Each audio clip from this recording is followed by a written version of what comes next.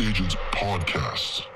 Is Instagram worth it in 2024? Well, what's your answer, everybody? What's your answer? Are you going to be focused on Instagram, or are you going to be focused on Facebook more? Whose answer is yes? I'm in on Instagram. It is going to be worth it for me. I know. Jeff, what would you say? It's your favorite platform? Yeah. Yeah. It's my go-to. I don't, I mean, define favorite, Like the one um, that you go to the most, the one yeah, that Instagram. see you're posting, engaging. When I roll over in the morning and pick up my phone, assuming that it's, let's put it this way. Whenever I pick up my phone to go to social for the first time in the day, the first place I go is Instagram. Yeah. Why is that? Two reasons, and this is part of the coaching. I recommend, because I want social to be, an extension of your business, not your entire business plan. Now, I do hope some of you get to our level where social is like almost everything for your business. But let's be realistic here. This is going to be extension of your business. So I want you to be as efficient as possible. And so there's two reasons why I recommend Instagram as your foundational platform. Not because you're going to have the most followers. In fact, you're going to struggle to gain a following. Instagram's hard. But Instagram is more advanced. It's the closest thing to TikTok, and TikTok is the most advanced in terms of the technology. And so if you actually want to be a good creator and put out content that's, evolved and more innovative and not boring, and you can use tools and all the effects, Instagram's where you want to create. So you create an Instagram, then you connect your Instagram to your Facebook. You automatically have every post flow over. Some of them won't. So then fine, go post them, natively to Facebook. It won't take you much time. You're still going to spend more time engaging with people in Facebook, but I want you to create an Instagram because it's going to force you to become a better creator. And you all need to become better creators. Social media will not work as well for you if you live in the antiquated world. This is the new world. This is the innovative world. And you got to up your skills. And so, that's why I highly recommend Instagram, Tristan, is just because it's my creation platform. And, it's become my foundational platform. I like that, man. Well, here's some stats for Instagram. It is extremely important. Now, it's dropped down to the eighth most visited website. It was the fourth, and then it became the fifth, and then it slowly dropped down as of December 2023. But it's seasonal, believe it or not. So we'll probably see it come back up to the fifth in the next few months. Here are some numbers. That's how many active users you've got. What we're seeing is, let me go over to the next one so you can see. I want you to take a picture of these. These are the 6 things that are trending for Instagram. There's a lot happening on Instagram. This is why Jeff loves it so much. It's like you could literally just stick to one of these things on Instagram and have success, and just do that all day. And so what we are seeing is that static posts, meaning how it used to be where you're just posting a picture. That's on a comeback, which is a beautiful thing to me because sometimes I don't post videos. I'm like, I'm just going to post words.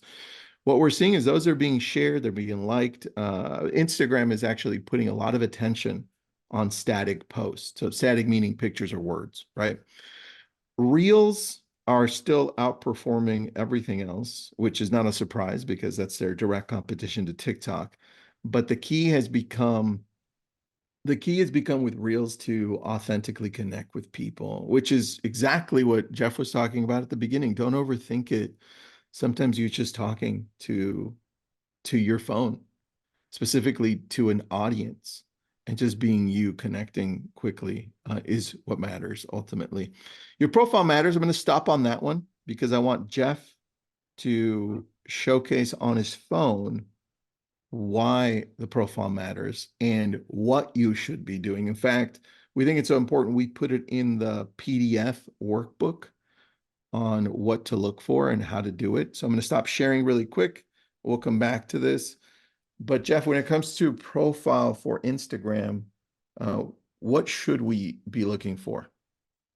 Yeah, this is really important. And so I'm gonna show some examples, and luckily, actually, I have some great examples because I did a coaching call yesterday, and I'm gonna do some social audits for some people, and this particular gentleman's going to be one of them.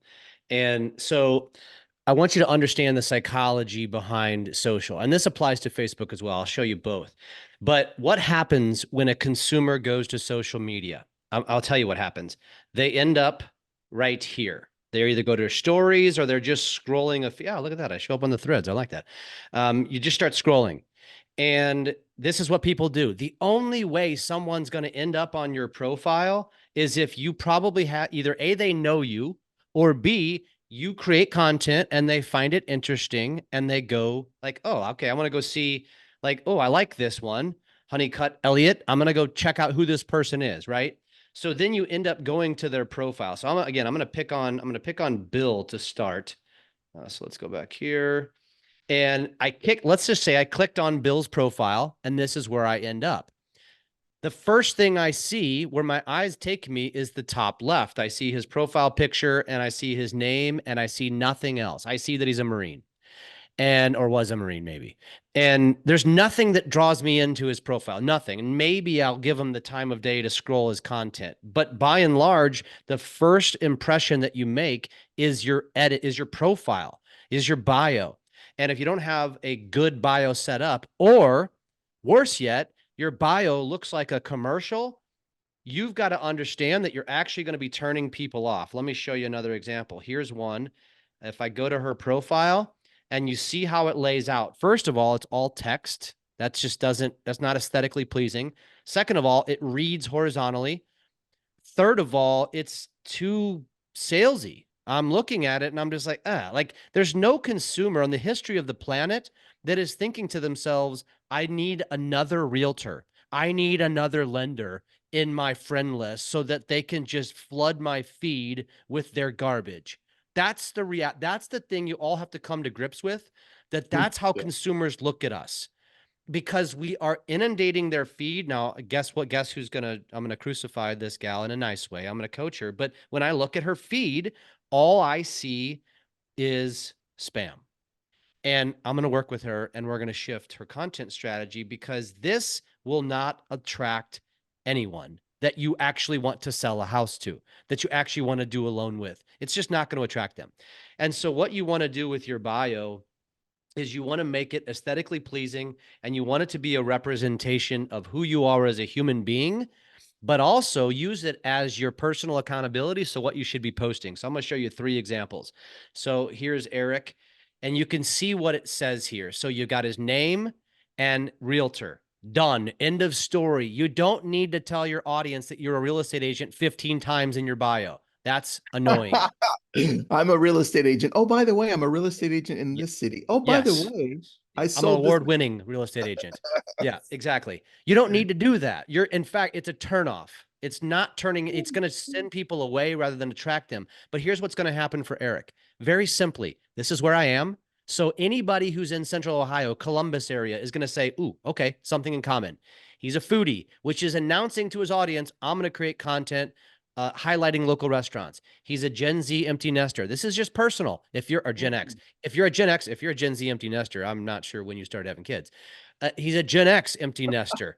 That's relatable, right? He's a triathlete. Again, a niche topic that's going to relate to certain people. And I think the most important one that I wish you would put at the top, he's a type 2 diabetic. And I think a lot of you are thinking to yourselves, why would you put that on your profile? Let me explain why. When I was talking to Eric and he was explaining to me how he's a foodie, but being a foodie and a diabetic is hard. And when he goes to restaurants, he's got to be very careful about what he eats. And I'm like, dude, that's content.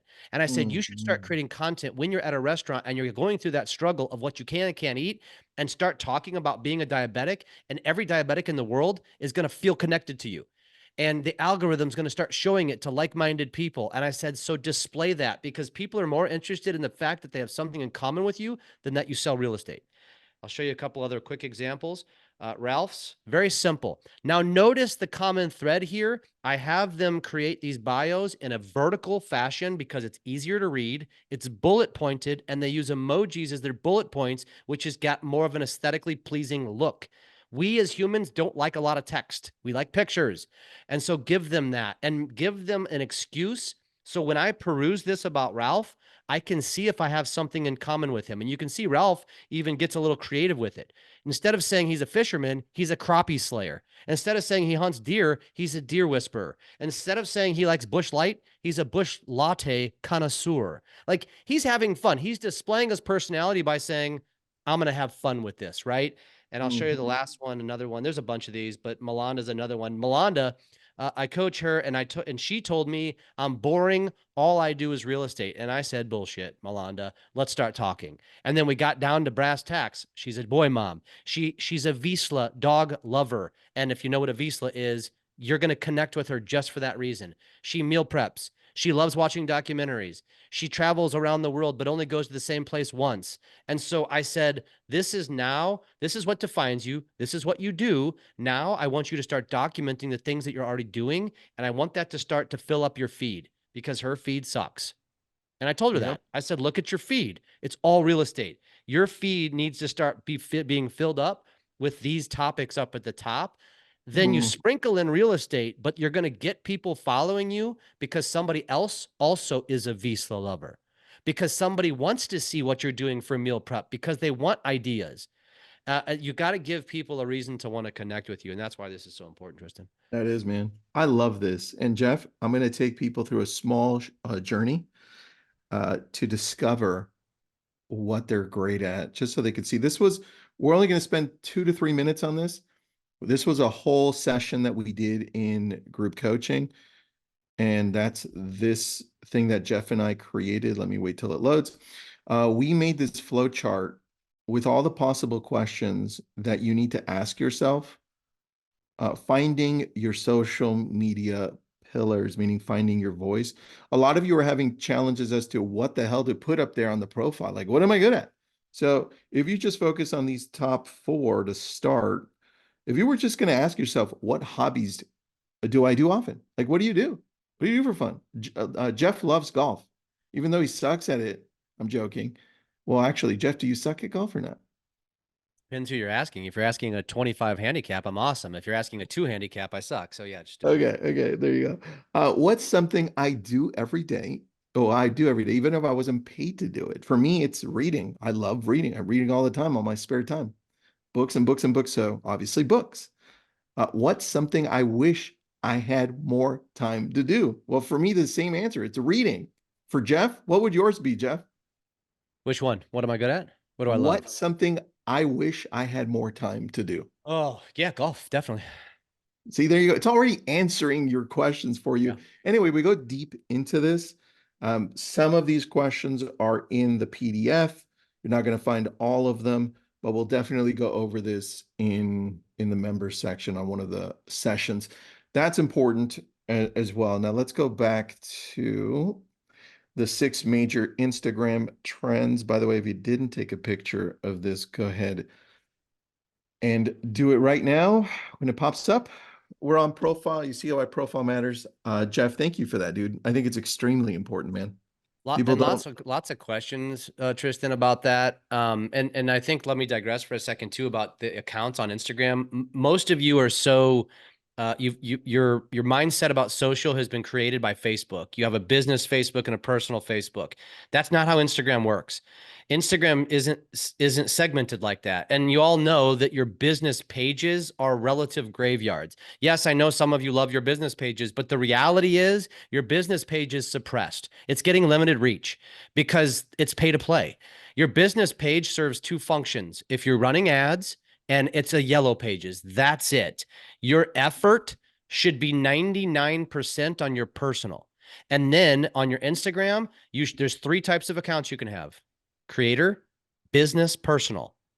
Notice how I said creator first. That's the type of account you want. Some of you are going to go into your settings and it's going to say switch to professional. Same thing.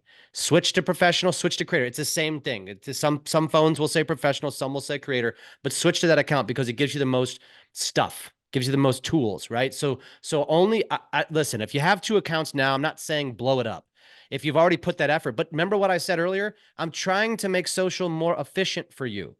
Why have 2 accounts, which means you got to do double the posting? Just have one. Remember, people didn't open up Instagram because they're interested in real estate content. They might be interested in homes, but they're not interested in market updates and rate updates and all that nonsense in your awards and that you sold another house. They're not interested. That's self-serving. What they're interested is that you own a French bulldog or that you have a cat or that that's what they're interested in. That's how you're going to connect with people. So give them what they want, sprinkle in real estate. That's how you're going to end up winning more people over.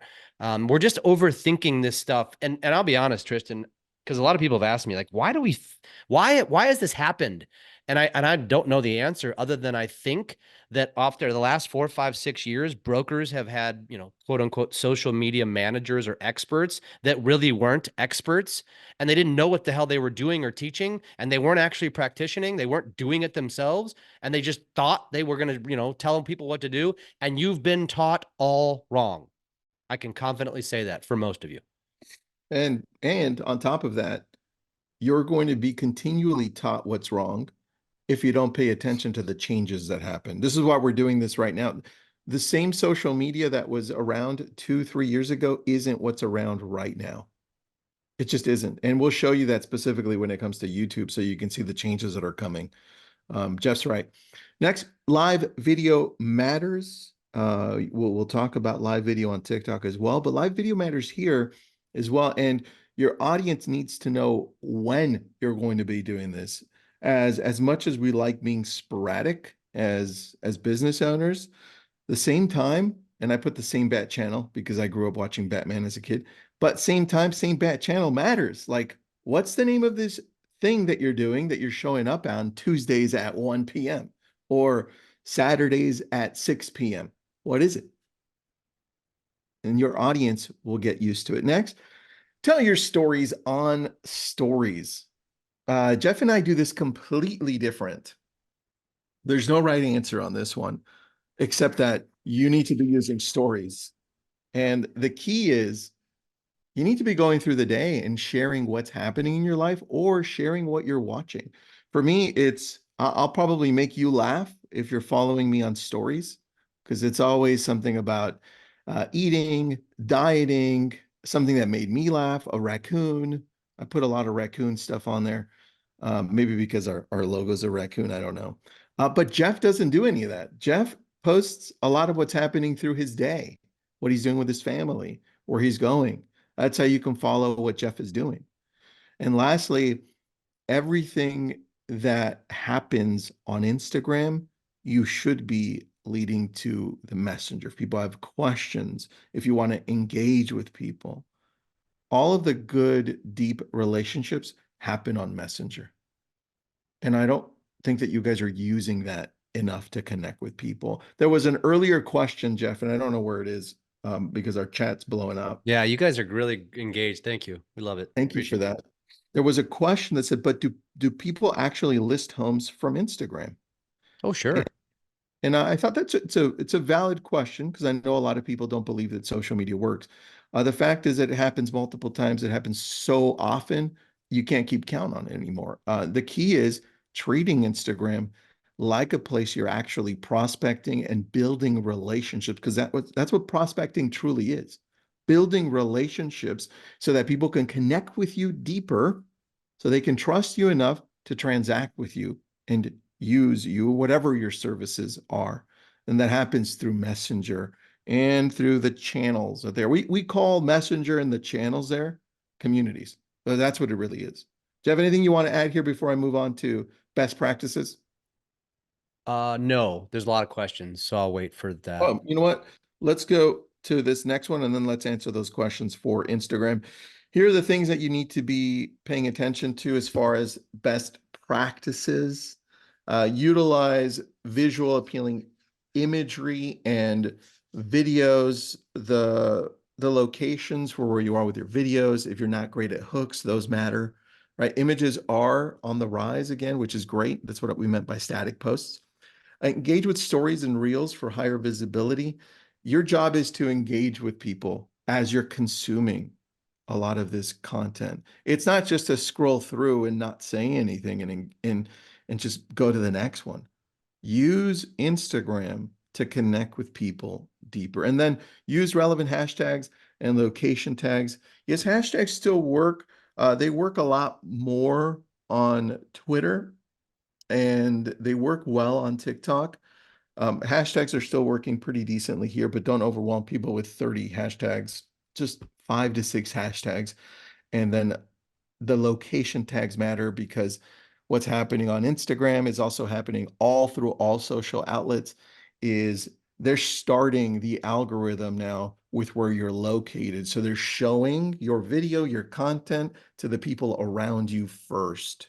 And if they engage, and that goes to the next level. All right, let's go to the questions and then we'll go over to our next social And media I outlet. want to say this about some of the questions. I know a lot of you, it's going so fast. We're going to miss your question. Feel free to come, question us in Drunk on Social, and obviously for many of you, join the group. That's what it's for.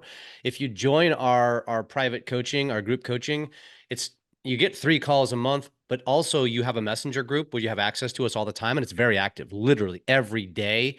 And it's not just me and Tristan. It's a lot of people that have been with us for over a year and they're now learning this stuff and we're all working together. So if you don't get your questions answered, you want to be a part of something like this ongoing. That's what that is for. That's what our Drunk on Social coaching is for. Tristan, the first question I want to answer was, I think Hector asked, do people really care about my personal stuff? And I'm gonna reverse your question, Hector. This is where we've been taught wrong. The truth is, Hector, nobody cares about your real estate. Remember what we're talking about here. Social media. Let me say it again. Social media. This never was business media. Mark Zuckerberg never put out a memo that said, I'm shifting Facebook and Instagram to become sales tools. Never. We just forced it on audiences. And now you wonder why there's such a negative consumer sentiment towards real estate. Why? Because we've become the used car salesman of the world. And so the truth is, Hector, you can beta test this. Trust me on this. You go in every day in your stories or on your feed, whatever, post what you ate for breakfast every day and post an update on the market and see what gets more engagement. You tell me which one gets more engagement. You'll find out. That's the reality is. Here's what I want people to understand. When you're thinking about social, most consumers, homeowners, renters, people that are our target, people in our community, social media is an outlet. It is their safe place. It's an escape. It's a release. They go work a 9-to-5 job that they're miserable in, and then they come home and they relax and they get on social, and it's their escape into the fantasy world that they don't actually get to live. And you get to be that person that shows up, that gives them what they're looking for, which is not a Monday market update. They're looking to connect with people. They're looking to relate with people. Tristan, somebody asked me last night, an investor, he said, I want to share, we just lost money on an investment. And he's like, I feel like all investors are only sharing their wins. I'm like, dude, 100% share this. Share that it's not all rainbows and puppy dogs. I said, you watch, David, you're going to get more connection. You're going to have more engagement because you shared the truth, because that's relatable. We all fail at life over and over and over and over and over again. And social media has portrayed and painted this picture of perfection and filters.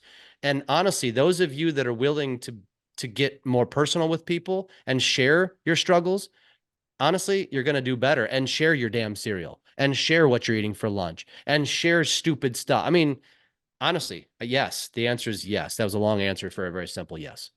Yeah, I like that. And look, there's no right answer either as far as how much business, how much personal you should post. We see some businesses post just pure business and have millions of followers, right? And engagement and do business from it. Yet we also see the other side of this, which is they put all personal, all fun, and they get a whole bunch of business and have millions of followers. There's no right answer. There is one right answer, though, as far as content, how you portray it. It has to be in story form. You have to tell me a story. I have to connect with you. If I don't connect with you, then I'm going on to the next person. And this is why what Jeff was saying with the business owner, you're telling me a story now, and you're adding dimensions to humanity that I can connect with, right? And they're all emotion based, right? Fun, in excitement, sadness, anger, all of these. And it's in story form. And that's the part that we miss. Do you have that sweater, Leah? Can I have it, The please? I was seeing questions about age groups That's not mine. and the questions about I think we're afraid to share content that, first of all, if you make a mistake on a real estate transaction, I'm not talking about sharing that. I'm talking about relatable stuff. I'm talking about, like I said, as an investor, I'm talking about when your kids are acting like assholes. It's okay to share that. You know why? Because it's relatable. When your dog took a crap on the floor and you're pissed off, it's okay to share that because people are going to get a kick out of it. You know why? Because they live it too. That's what grabs them. We have this whatever's inside of us that makes us just think that we can only share the perfect. And I mean, the best analogy or example, Tristan, is females.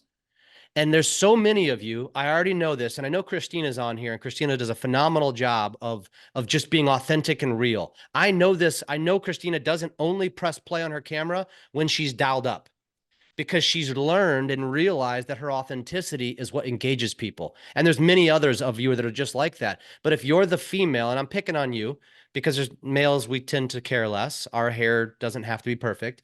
But honestly, if you're more raw, you're going to get more engagement. And one of the things that I tell females to do to test this out is the first time you get over that fear and say, I'm going to do it, I'm going to put myself out there as raw and authentic, you should say at the beginning of the video, I'm super uncomfortable right now because I'm usually have myself looking how I want to look, and I'm not doing it because I was advised to try this. Like literally set the That's a tone. strong hook, man. Yeah. And That's a then go strong into hook. your video. You're going to see people that are like, you go, girl. I'm proud of you. You look beautiful. That's what's going to happen. And just believe me, that stuff works full. Pamela Anderson. I haven't heard that word in a while, that name in a while. Well, I think she went all no makeup, very authentic, which is what we're talking about in Well, general. and here's another great question. I want to engage with people who want to buy or sell and not people interested in my personal life. Again, That's a common misconception. this isn't Zillow. This isn't realtor.com. Yeah. These are social networking entertainment platforms that we try to go in and make Zillow and realtor.com. That's never going to happen. Can I give you an example really Please, quick that please. worked? It's just a few months ago. This is the most recent one, and this happens often, but this one's for real estate specific. Um, I only had about 3,000 views, and it's not a lot for what we do, so it's little on Instagram on a video that I did where I visited a restaurant, a local restaurant, and I thought they were going to serve real hamburgers. So I was looking forward to this for the grand opening. Jeff knows the story.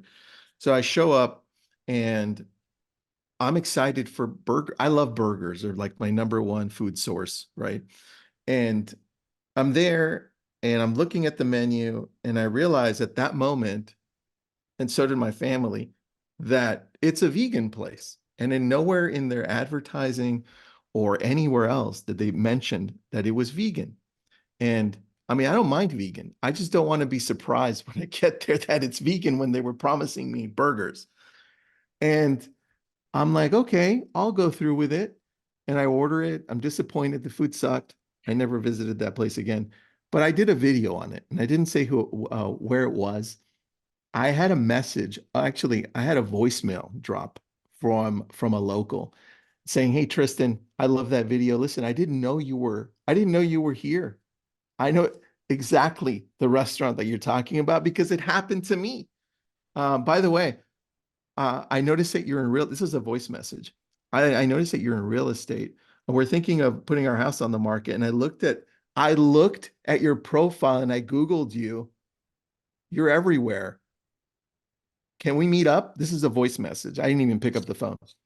And we listed the home off of Instagram, off of a voicemail. I didn't pick up my phone, off of a video I did because I shared something that I was not happy with, that they knew exactly where it was. That's the power. You connect with them deeper than anywhere else because they can go to Yeah. Zillow to find any real estate agent. Let me remind everybody that, when you go commit to a lead platform, if you went and bought that lead platform, that lead aggregator, and you bought these leads, you already know going in that it's not get rich quick. And you're going to have to work 100 leads to get one maybe. And that one maybe is going to take 6, 12, 18 months to maybe convert.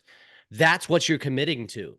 When you get into social, you have to understand it's also a long game. It's a connection tool. It's a top of mind awareness tool. It's how you want to use it. But what you'll find, and what I've learned from it, and what Tristan's learned from it, it's my everything tool now. My entire business plan and strategy comes from social, because I use it exactly how I described it in the beginning, and now we use it. And the reason why we gain a lot of followers is not because I'm barking about mortgages and real estate. It's because I'm real.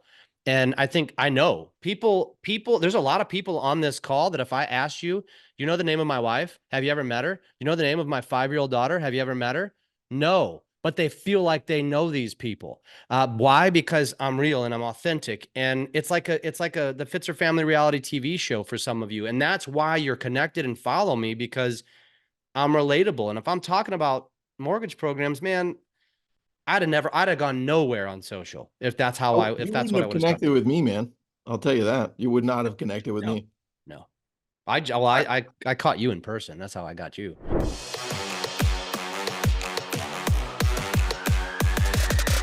LabCoatAgents podcast.